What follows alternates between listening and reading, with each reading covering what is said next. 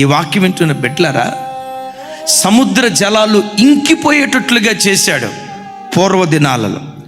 ఒకవేళ ఈ వాక్యం వింటున్న నీ బ్రతుకులో నీవు అనుభవిస్తున్న సమస్య సముద్రం అంత విస్తారంగా ఉందా?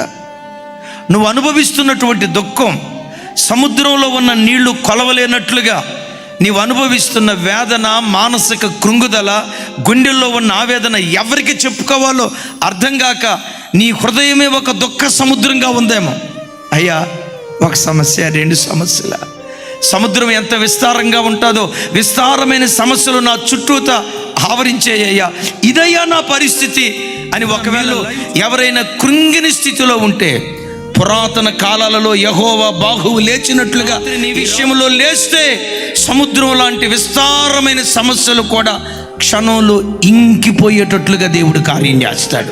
నువ్వు చూస్తూ ఉండగానే, నీ కళ్ళు చూస్తూ ఉండగానే ఆ దుఃఖ సముద్రాన్ని దేవుడు దాటింప చేయునుగాక.